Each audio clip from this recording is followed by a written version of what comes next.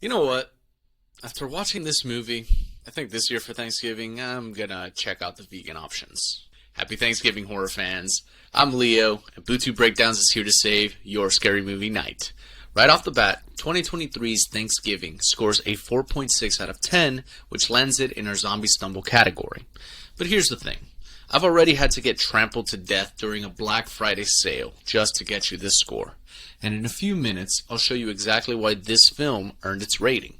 If you disagree with my score at the end of the video, be sure to let me know how much you want to get stuffed, cooked, and turned into a human turkey. And then be sure to like, share, and subscribe about it in the comment section.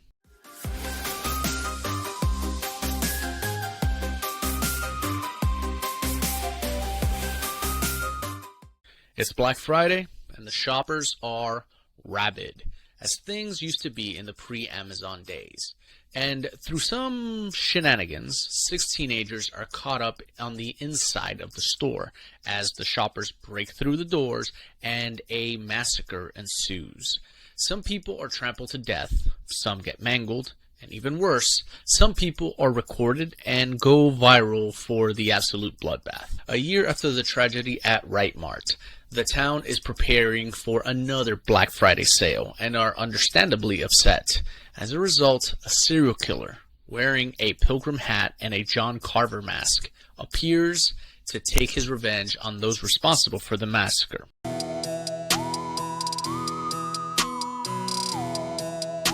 So here we go. Massive tragedy, killer gets revenge on those that caused the tragedy, make the kills creative, final chase scene, and cut. That's our movie. Bonus points if you show the story from the perspective of horny adults pretending to be high schoolers with a script that's written by a writer who has no idea what modern high schoolers look, sound, and act like. Actually, now that I think about it, that means Eli Roth has no idea what older Gen Alpha and younger Gen Z are like. Considering Hollywood's reputation, I'd like to take this moment to predict that Eli Roth is not on the Epstein list. By the way, when the final chase arrives, it's clear the film is content to coast on familiarity rather than tension or surprise. In the end, the only thing distinguishing this from countless other slashers is its Thanksgiving branding, leaving a movie that's at times boring, usually predictable, and entirely safe. Story quality here gets a 3 out of 10.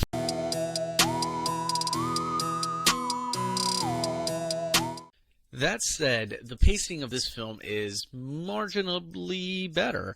Although the movie does follow the standard slasher is killing horny adults pretending to be teenagers script, it does a very good job at blending the stories of these characters in relation to how they are, well, related to the tragedy. The movie is not without its problems, however. Let's be completely honest. Ryan, a rich kid who has the hots for Jessica, exists only for the sad attempt at a love triangle between himself, Jessica, our main protagonist, and Bobby, Jessica's ex and star athlete who was mangled in the tragedy. Oh no, Jessica must choose between a star athlete and a tall, rich guy while escaping a killer. Well, I guess that's one way to market horror to teenage girls. Anyway, Ryan and Bobby only appear whenever we need some tension to move the plot along when things start to drag. We will now interrupt the story to give you background adults pretending to be teenagers getting slaughtered, and there's also some weird background plotline where McCarty, a character that sells guns, but not to teenagers, is selling alcohol to teenagers.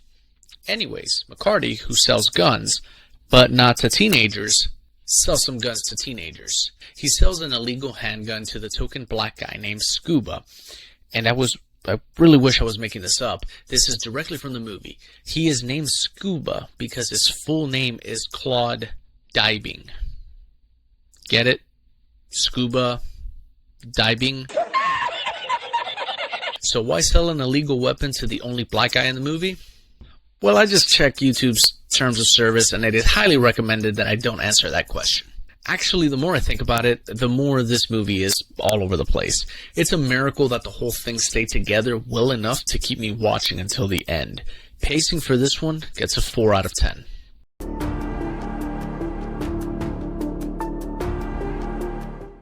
By now, I would be making a comment about just shooting the slasher, but I have to give the movie credit for actually getting one of the characters to buy a handgun to handle the killer. What does actually work very well with this version of a killer is how intimate the revenge story is. I'll leave the reveal for the end, so I'm sorry for speaking a little cryptically in this section, but basically the killer is very close with all the victims, and each little punishment that he set up is brutal. For example, turning Kathleen into a literal human turkey to feed her to the family is both a twisted humiliation ritual, but also has an added layer of brutality by live streaming the whole thing, just like how the killer was victimized during the live stream of the Black Friday Right Mart massacre. Also, knowing the identity of the killer once the reveal happens puts things in a weird position in which things start to make sense for how the killer was handled, as well as how the killer can be a bigger threat than just a man with an axe and a grudge. Even though it's nothing special and just a little turkey and pilgrim flavored slasher film, due to how creative, dangerous, and effective they tried to make the killer in this movie, even for a slasher film, I'll be giving the fear factor on this one a 6 out of 10.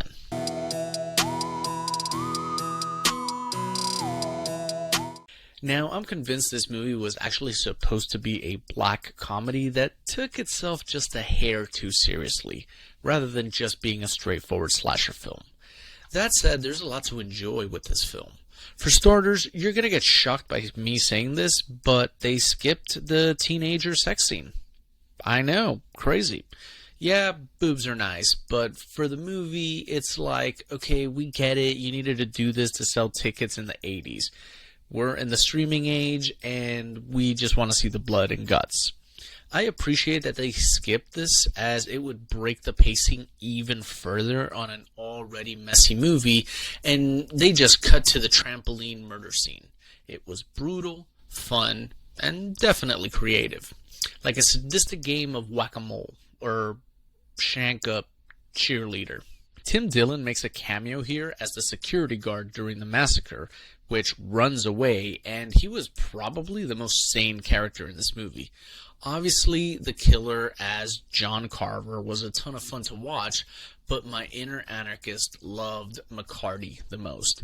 He was in there for all of 5 minutes in this movie, and all 5 of it was the best. There's even a scene where he's trying to lecture this kid about Black Sabbath, and when the kid is like, "Who's Black Sabbath?" he's like, "Get the fuck out of my property."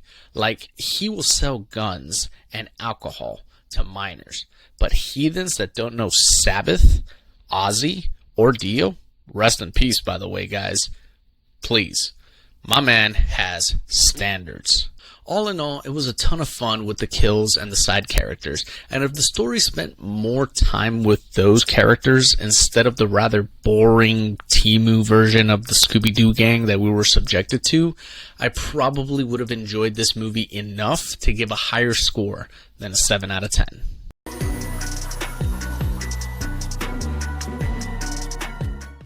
Now for the ending, it is pretty much a copy-paste for the genre.